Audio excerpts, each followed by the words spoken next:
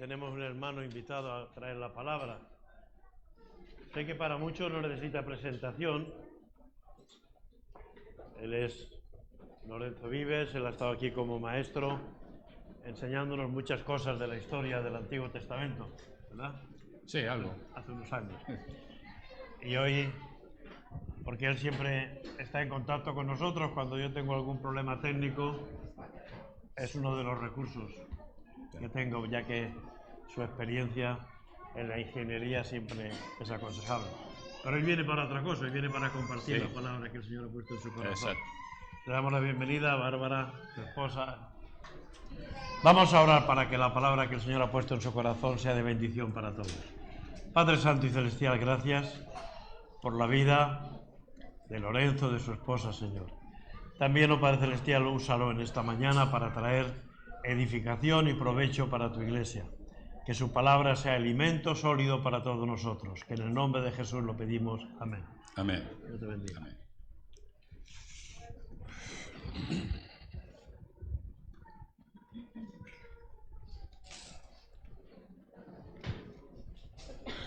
¿Me oís bien? ¿Sí? Sí. Bueno, hermanos, es un placer para mí poder estar con vosotros.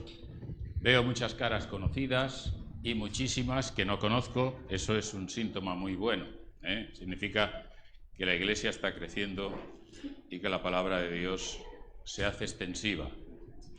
El tema que vamos a tratar hoy no es un tema muy normal, pero todos entenderéis que es real.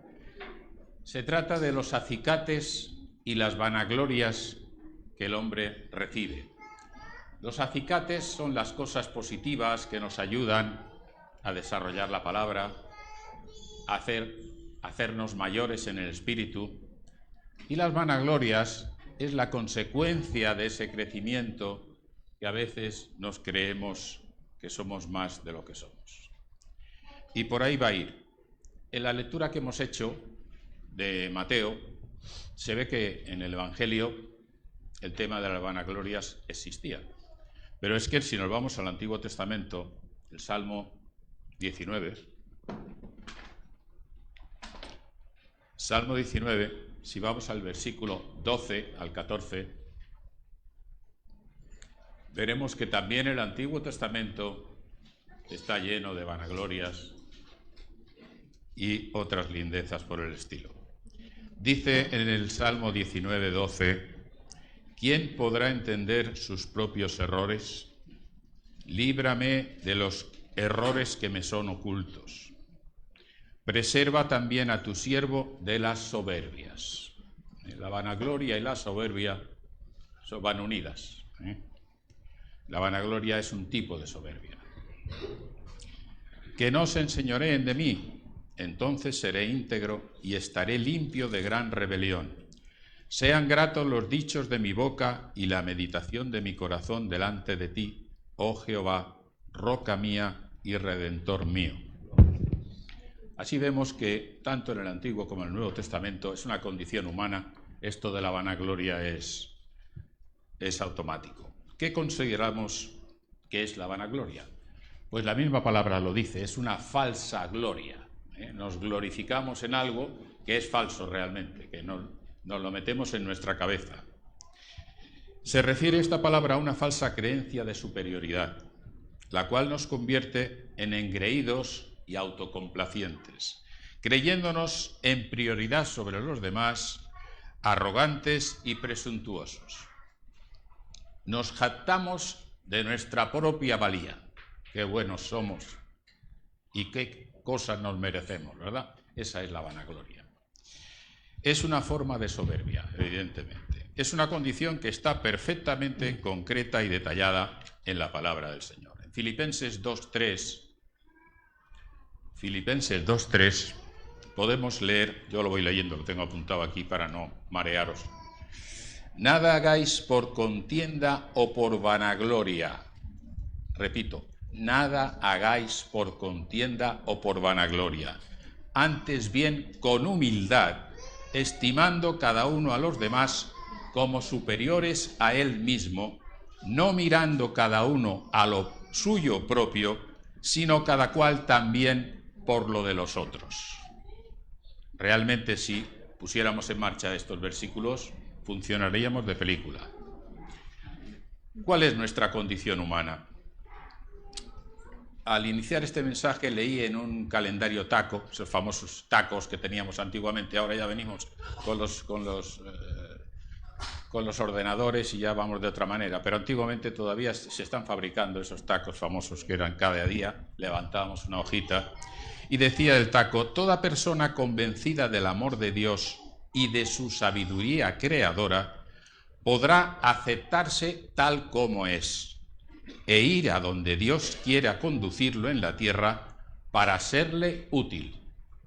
Total, que si realmente somos humildes nos tenemos que dejar llevar donde el Señor quiere que vayamos. Amén. No donde nosotros nos interesaría o nos gustaría o creemos que podemos servir útiles. Amén. A veces nos equivocamos con esto. ¿De qué manera nos aceptamos tal como somos? Vemos nuestras carencias, nuestras sendas desviadas, nuestras caídas, nuestras negligencias, ¿las vemos? ¿Somos capaces de verlas? ¿O ni siquiera las vemos? Nos ensoberbecemos y creemos que estamos por encima de todo. No es así. Nos tenemos que dar cuenta de nuestras limitaciones. Nos damos cuenta de que los creyentes salvos por Cristo estamos continuamente bajo el amparo del Señor. Él conoce nuestra condición humana y Él, a través del Espíritu Santo, nos está dirigiendo y controlando en todo momento. Él nos da los toques para reconducirnos, porque desviando, cada día nos estamos desviando continuamente. Él nos perdona y nos restaura después de una caída. Y eso lo tenemos que tener claro. Los cristianos no somos perfectos, somos imperfectos aunque somos salvos. Y caemos un día sí, otro también, y otro día 2 veces, y otro 3. Entonces tenemos que estar tranquilos en el Señor, confiar en Él, que Él nos va a restaurar. En Hechos 13:38 dice: sabed pues esto, varones hermanos, que por medio de Él, de Cristo, se os anuncia perdón de pecados. Está diciendo bien claro que a través de Cristo tenemos el perdón de los pecados. Y en Colosenses 1:14 también dice: en quien tenemos redención por su sangre, el perdón de los pecados. Insistimos, en todo el Evangelio está continuamente este tema de esta manera. El apóstol Pablo, después de su caída del caballo y de su conversión, relata lo que el Señor le dijo.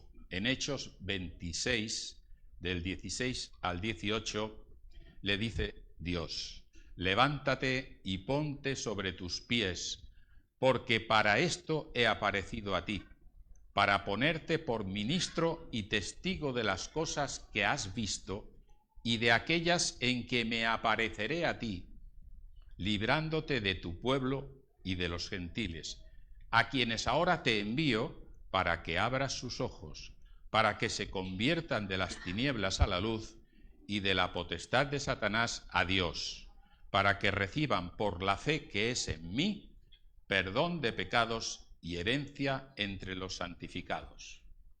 Fijaros que Pablo, al que le dice esto Dios, era un perseguidor, un acusador, un destructor de los cristianos, que es perdonado y restaurado. Fijaros qué perdón y qué restauración de un individuo perseguidor y asesino de cristianos a ser un adalid del Evangelio. Pero el Señor es capaz de hacer estos milagros, de convertir lo blanco en negro y lo negro en blanco, sin ningún problema. El Señor no solamente perdona, sino que también restaura y cambia la vida de las personas. A veces no basta con que nos perdone. Nosotros tenemos que cambiar y el Señor ejecuta ese cambio. ¿Cuáles son nuestras vanaglorias? Pues muchas. Si vamos pensando, nos daremos cuenta que cuando los acicates que nos ayudan, Los acicates son cosas que nos ayudan a ser positivos y conseguimos manejar un don que el Señor nos permite, el Señor de estar en puerta y sentar a la gente. Pues a lo mejor llega un momento que eso lo tenemos como una vanagloria y algo superior a los demás. Y quien dice eso, dice cualquier otra cosa. Cuidar de viudas, estar con los enfermos, etcétera, etcétera. Dones que han sido dados por acicates del Señor y que nosotros los convertimos en vanagloria, porque no damos la gloria a Dios, sino que a veces nos la endosamos nosotros mismos. Los creyentes, en el caso de no escuchar la corrección que el Espíritu Santo nos propone, tendremos que esperar pruebas, la que el Señor crea más conveniente para nuestro aprendizaje. Cuando el Señor, a través del Espíritu Santo, nos dice por aquí, y nosotros decimos es que no me gusta, yo quiero otra cosa, pues el Señor nos va a mandar pruebas, que pueden ser sencillitas, o pueden ser complicadas, o pueden ser para nosotros muy duras a veces, pero son pruebas de aprendizaje, la cual, una vez superada esa prueba, nos enseñará lo que no quisimos aprender en primer término que nos había dicho el Espíritu Santo. Para reforzar nuestro ego, nuestra personalidad, nos valemos a menudo de agasajos, de parabienes, de adulaciones, nos gusta el peloteo, qué bien lo has hecho, qué bien has predicado, pero qué maravilla cómo cuida a los enfermos, qué bueno eres haciendo esto. Nos encanta que nos adulen, porque somos humanos y al humano le gusta eso. Por eso tenemos que tener un autocontrol para saber dónde está el límite de las cosas y ponerlas en su punto exacto. El humano es humano, sentirnos bien cuando un hermano nos apoya, nos enaltece nuestra obra en el Señor, lo bien que lo estamos haciendo, pero esto lleva una parte envenenada. Produce en nosotros el inicio de la soberbia espiritual, la vanagloria, la famosa vanagloria, que es una falsa gloria. Creyéndonos que somos cumplidores y hacedores de la voluntad del Señor, que somos magníficos, sin darnos cuenta de que tan solo hemos realizado una mínima parte de lo que el Señor espera de nosotros. Nos vanagloriamos interiormente sin apenas razonar lo lejos que estamos de hacer la voluntad del Señor. A lo mejor, porque hacemos esto muy bien, ya nos parece que es una maravilla y estamos dejando atrás toda la voluntad del Señor en muchísimas otras cosas. ¿Cuál es el remedio contra la vanagloria? La humildad. La humildad y el huir de los agasajos humanos es la mejor medicina para tener una buena relación con el Señor. Debemos saber en todo momento que esta pequeña contribución que hemos hecho, esta labor que tenemos en marcha, es algo que pertenece a su obra, pero que cualquiera de estas obras que hemos realizado no son más que eso, una pequeña colaboración, contribución, nada por lo que tengamos que felicitarnos. Nuestra obligación como creyentes es obedecer la voluntad del Señor, y si así lo hacemos, no es ninguna causa de premio, es nuestra obligación. ¿Acaso puede que sea premiado en el cielo, pero no podemos conformarnos con los aplausos de los hermanos? Deberemos ir más allá, buscando en todo momento llevar la obra del Señor adelante, serle de utilidad a pesar de nuestras limitaciones. No nos olvidemos que estamos limitados y todos tenemos que saber nuestras limitaciones. ¿Por qué no puedo hacer esto? Pues porque tengo esta personalidad, porque tengo esta forma de pensar y que el Señor me ayude y me dé otra salida por aquí o por allá. Por eso, si conocemos nuestras dificultades y nuestras penurias, podemos ser más útiles. El Señor nos capacita, nos habilita dones para llevar adelante su obra. Todos tenéis un don como mínimo. Y si es posible, es mejor tener 2 o 3. Pero todos tenemos un don y tenemos que saber utilizarlo. Pedirle al Señor que nos diga cuál es esa faceta que nosotros podemos hacer en su obra. Analizaros a fondo y sabréis cuál es. Pedirle al Espíritu que os lo diga. Al capacitarnos para hacer su voluntad, no ha de servir para vanagloriarnos sobre los demás. Todo lo contrario, nos ha de disponer para hacernos más humildes. Lavando los pies. Quien dice lavar los pies es una metáfora, ¿no? Lavando los pies a los demás es estar a los pies de los demás, es estar en ayuda de los demás en cualquier situación. Qué buen remedio es la humildad para el cristiano. A la hora de proclamar nuestra palabra, la palabra de Dios a través de nuestra boca, tenemos que ser humildes y no vanagloriarnos. ¿Qué forma tenemos de proclamar la palabra? Al proclamar la palabra podemos encontrarnos en muchas situaciones múltiples. Voy a poner 3 de las más generales. La primera es cuando hablamos la palabra a hermanos creyentes, por ejemplo, en esta situación.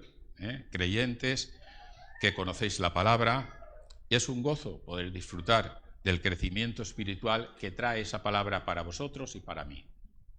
Al hablar con personas conocedoras de la palabra, deberemos afinar y preparar nuestro mensaje con esmero y dedicación, procurar no cometer errores de interpretación, etcétera, etcétera.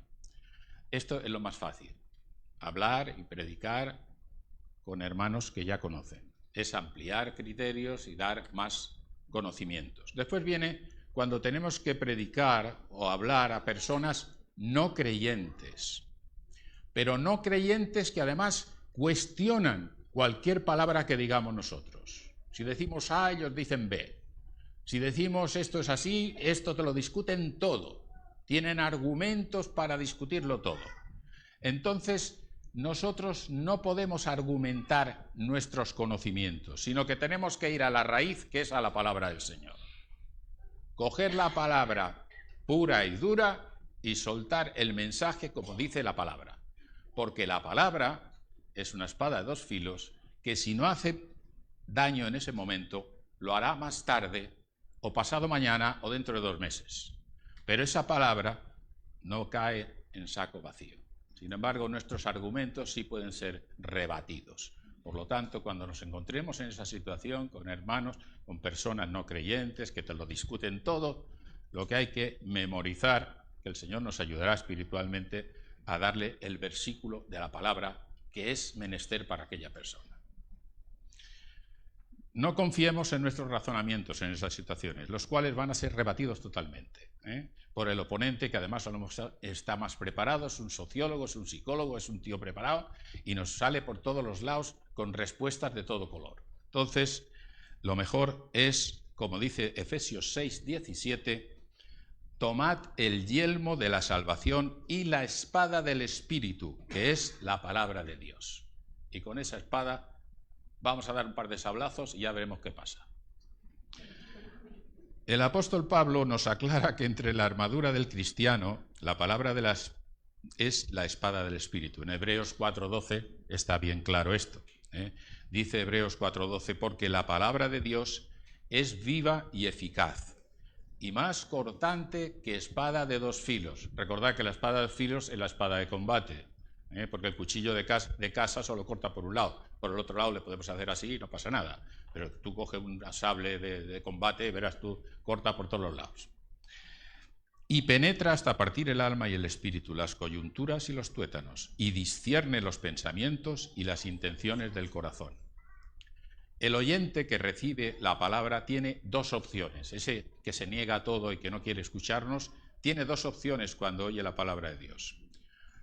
Rechazarla o aceptarla al momento o aceptarla más adelante. Muchas veces ocurre mucho más adelante. Aquello que me dijiste, después lo pensé y tal. Y es verdad. O sea, no queda la palabra en el aire, sino que esa palabra queda ahí sembrada y hace su efecto en el momento oportuno. Quien rechaza la palabra, el que no la quiere oír ni escuchar ni le interesa, tiene quien le juzgue, la propia palabra. Dice Juan 12:48, Juan 12:48 dice: el que me rechaza y no recibe mis palabras, tiene quien le juzgue. La palabra que he hablado, ella le juzgará en el día postrero. O sea que está claro que una vez que nosotros hemos dado la palabra, no nos preocupemos porque va a hacer su función y además si no hace su función será el juicio para él. No tengamos en poco nuestra identidad. A veces nos asustamos porque aquella persona es un tío que tiene una capacidad mental terrible y nos está hundiendo, ¿no?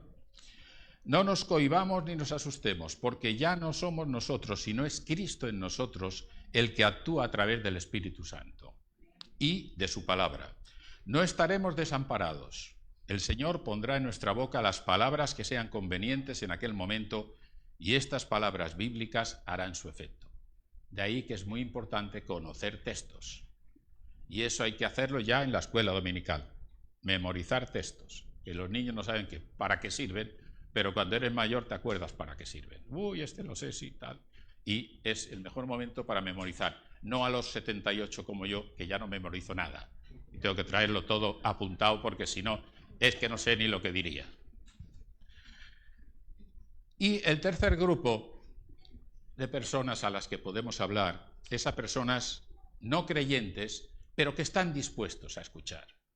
Personas que tienen una enfermedad, personas que tienen un cáncer, personas que están gravísimos, están dispuestos a escuchar. Esas personas sí están dispuestas. Y ahí sí podemos dar la palabra y podemos agregar nuestros comentarios, nuestras experiencias, todo eso es positivo porque la persona está dispuesta a escuchar. Entonces ahí podemos utilizar todos los recursos que conocemos porque no van a ser mal usados. Vistas estas tres situaciones que hemos visto, hay muchísimas más, pero estas son las tres más generales, podemos concluir y resumir lo siguiente. Es un placer y un gozo poder trabajar sobre la palabra con hermanos creyentes. Pero esto se convierte en un trabajo duro y delicado cuando se trata de presentar la palabra a personas no creyentes o que se encuentran en situaciones críticas. Tenemos que ir con mucho cuidado también cómo damos la palabra, no de cualquier manera, ver la situación en que está y cuál es la palabra que el Espíritu nos dice para aquella persona. Tenemos que tener esa pretensión de estar atentos a lo que el Espíritu Santo dice, qué versículo le puedo dar a esta persona, que no sea contraproducente. Como embajadores de Cristo que somos, y nunca mejor dicho, porque aquí todos sois embajadores de Cristo, debemos ser prudentes y eficaces en la aplicación de su palabra y para ello deberemos confiar plenamente en la ayuda del Espíritu Santo. No olvidemos que en cualquier situación que estamos, cuando nos vemos en esos enfrentamientos con ese vecino y tal y cual, nuestro espíritu dice, Señor, ayúdame, ayúdame, porque cómo me salgo yo con este hombre o con esta mujer que me está rebatiéndolo todo, ¿no? Todo el Espíritu Santo va a estar al lado nuestro, nos va a traer a la memoria esos versículos que necesitamos. De aquí sacamos la conclusión que tenemos la necesidad de conocer y memorizar la palabra. Sobre todo los versículos clave para que el Señor los extraiga de nuestra memoria en los momentos precisos. El Espíritu Santo no nos va a dejar desamparados y sin palabra que dar a las personas que tengamos que ayudar. Pero para ello tenemos que ser herramientas útiles y dispuestas a ser usadas por Él. Una herramienta útil, todos los que trabajáis la mecánica o sois trabajadores habituales, sabéis lo que es una herramienta. Es un útil para producir algo, ¿no? Y cada herramienta tiene una utilidad. Una paleta sirve para dar cemento, un destornillador para soltar un tornillo, un alicate sirve para varias cosas. O sea, significa que hay herramientas que son solo para una cosa y hay herramientas que sirven para varias cosas. Entonces, una herramienta útil es siempre la que está disponible en su sitio correspondiente. Cuando vas a un taller y ves un desastre y ves el tablero todo vacío, ninguna herramienta, dices, aquí no dejo el coche yo. Porque cuando me vaya me voy a llevar la mitad de las herramientas puestas. Eso me pasaba a mí en un taller, cerca de aquí. que cuando me iba, oía un ruido, destapaba el destornillador, volvía tal, el alicate, y porque era un desordenado el hombre, no tenía ninguna herramienta en el panel, estaban todas tiradas por aquí y por allá. Entonces nosotros tenemos que ser la herramienta colocada en el sitio correcto, para que cuando el Señor busque esa herramienta la encuentre en su momento, limpia, desengrasada y a punto. Cuando el Señor nos usa, no nos deja de su mano. Él nos utiliza para las muy dispares y difíciles operaciones. Pero no olvidemos que en cada operación el que lleva la herramienta es el Señor. No nos vanagloriemos nosotros que hemos hecho esto ni otro. Nosotros hemos abierto el tornillo, pero el que manejó la herramienta fue el Señor. El que cogió el destornillador fue el Señor. Nosotros solo tenemos que dejarnos utilizar y confiar plenamente en su capacidad para saber lo que hace y cómo lo hace. Ni siquiera debemos preguntarnos el por qué el Señor hace esto de esta manera y no de otra, porque a veces, ¿por qué lo hace así? ¿Por qué tengo que pasar por esto? No, no, no. El Señor tiene su plan y tenemos que obedecer y no saltar. ¿Por qué? ¿Y por qué no? Porque nuestra personalidad no acepta a veces el orden que el Señor nos impone. El Señor sabe cómo y cuándo debe utilizar a cada uno de nosotros. Por lo cual no debemos mirar a los otros hermanos y compararlos con nuestra utilidad. Si yo soy útil para una cosa, no tengo que estar envidioso de aquel otro que tiene esta otra utilidad y me gustaría más ser eso.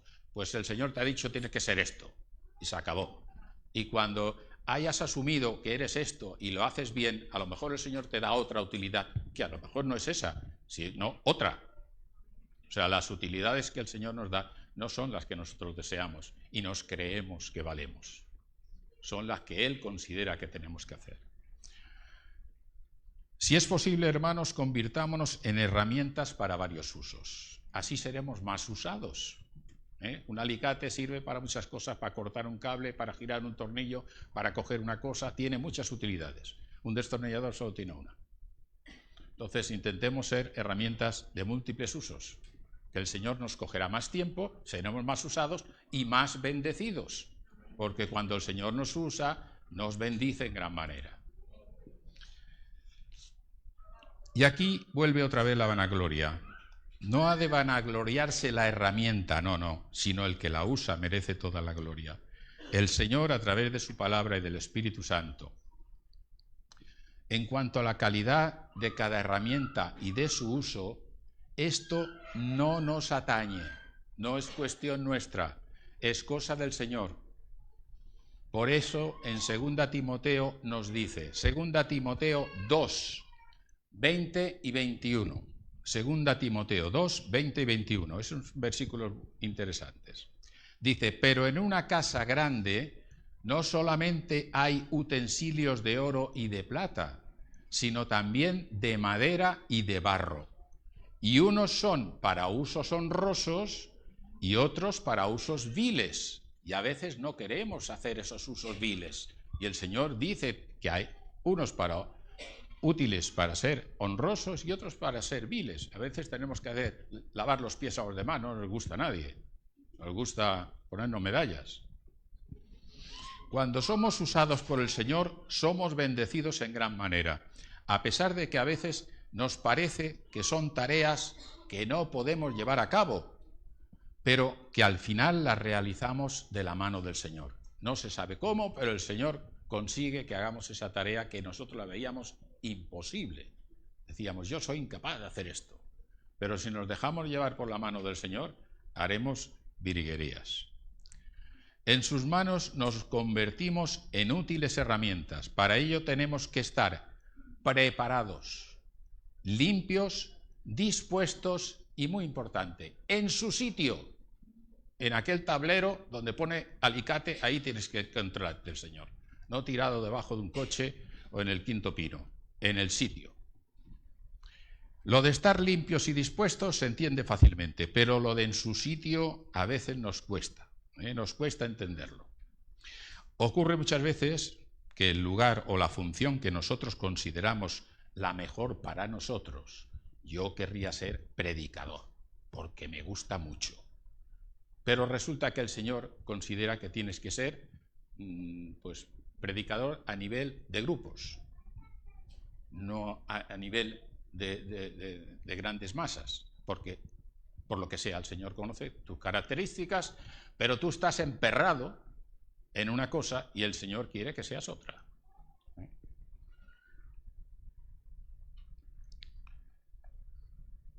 Muchas veces ocurre que el lugar o la función que nosotros consideramos la mejor para nosotros en la comunión con los hermanos no es la que el Señor nos tiene preparada en su voluntad en cuanto al lugar donde tenemos que estar. Y es que nuestra vanagloria intenta engañarnos muchas veces. ¿Cuántas veces consideramos que no importa reunirnos con los hermanos? ¿Para qué? Voy a ir el domingo. Tenemos otra opción que nos parece tan buena o mejor que la de acudir a la comunión con los hermanos. Esto viene generado por causas múltiples. Desencuentros, rencores, envidias, rencillas entre hermanos, y no quiero ir para no verle la cara, y qué le voy a decir, no tengo ganas de decirle nada, y es porque no tenemos el perdón a punto. Porque tenemos que saber que todos somos fallones, aquí no hay ninguno perfecto, todos fallamos por un lado o por otro. Y herimos y laceramos a los demás sin darnos cuenta. Hacemos daño. Y a veces ni siquiera nos damos cuenta que hemos hecho daño. Y aquella persona no nos mira bien porque le hemos ofendido sin querer. Entonces a veces vale la pena decir, oye, perdona, ¿qué pasa? Preguntar, porque es que me dijiste un día que no querías ver a los que iban peinados así. Uy. Resulta que tal, cualquier tontería basta para estar enemistados y huir de la comunión de los hermanos. Pues no voy al templo porque esto, porque el otro. Enseguida encontramos excusas. Las excusas son magníficas para no reunirnos con los hermanos. No podemos desoír la palabra que nos indica claramente la necesidad de la comunión de unos con los otros. En 1 de Juan 1:3 dice: lo que hemos visto y oído, eso os anunciamos, para que también vosotros tengáis comunión con nosotros, y nuestra comunión verdaderamente es con el Padre y con el Hijo Jesucristo. Y más adelante en el versículo 6 del mismo texto dice: si decimos que tenemos comunión con Él, con Cristo, y andamos en tinieblas, mentimos y no decimos la verdad. La comunión con los hermanos nos obligará indefectiblemente a restablecer y restaurar nuestras relaciones con todos nuestros hermanos, perdonando y pidiendo perdón, porque tenemos de los dos lados que perdonar y pedir perdón. No nos creamos que solo nosotros tenemos que perdonar, tenemos que pedir perdón. Muchas veces por cosas que sabemos y otras porque las desconocemos. Disfrutemos de nuestra nueva identidad de hijos de Dios, justificados por la sangre de Cristo, sin temor a las pruebas que la vida nos va a poner por delante y que deberemos superar con la confianza puesta en el Señor. Aceptemos el lugar donde el Señor permite que estemos en su iglesia. El Señor tiene un sitio para cada uno de nosotros. No reneguemos de aquel hermano responsable que nos ha colocado ahí. Él lo ha hecho con el permiso del Señor, y aunque lo hubiera hecho sin la voluntad del Señor, todo el proceso servirá para bien, porque ya sabemos, como en Romanos 8:28 dice, y sabemos que a los que aman a Dios, todas las cosas les ayudan a bien. Por lo tanto, no reneguemos, aquel me ha puesto en puerta y yo no quiero ser portero, y me ha puesto, y le tengo rabia. No. El Señor ha permitido que tú estés en puerta por algo, para que aprendas humildad, para que aprendas esto, para que aprendas lo otro. Ya te irá dando dones el Señor cuando seas una herramienta que vayas siendo herramienta múltiple y no herramienta de un solo uso. Rechacemos la vanagloria de nuestras vidas y aceptemos la humildad y la sencillez de espíritu como norma para nuestras vidas. Recordemos el versículo de Mateo 23, 11-12, que lo hemos leído, que dice: el que es el mayor de vosotros sea vuestro siervo, porque el que se enaltece será humillado, y el que se humilla será enaltecido. Solamente en la completa obediencia a la voluntad del Señor, a pesar de nuestros múltiples y continuados despistes, seremos salvos por su gracia. Que el Señor os bendiga y ensanche en vosotros su obra. Amén.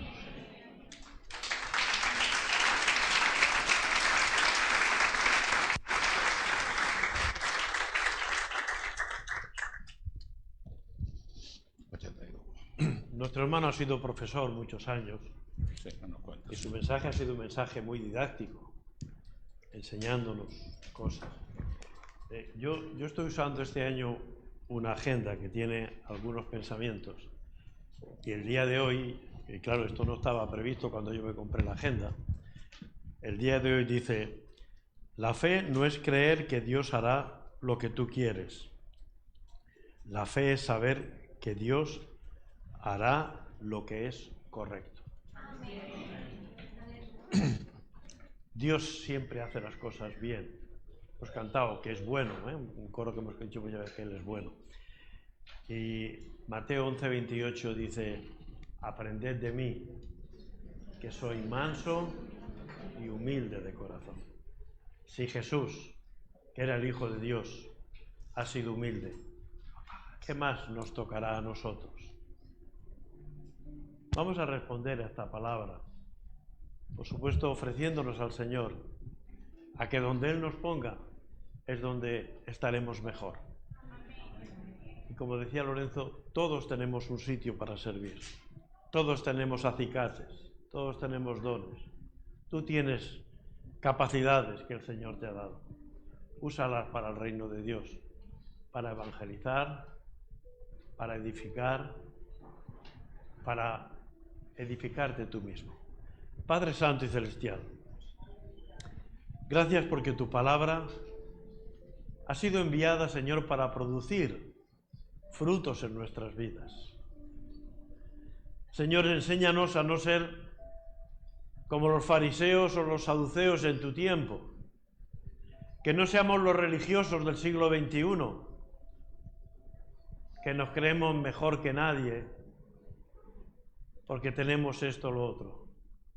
Enséñanos a saber que somos un mero destornillador en manos del Dios Todopoderoso.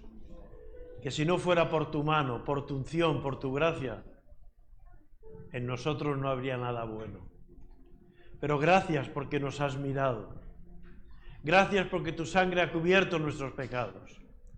Ahora con humildad, con sencillez, enséñanos, Señor, a poner las manos en tu obra, a ponernos a disposición de la Iglesia, a ponernos a disposición de nuestra familia, a ponernos a disposición del Espíritu Santo, para que podamos realmente ser instrumentos y herramientas útiles para la gloria de Dios. Que en el nombre de Jesús lo pedimos.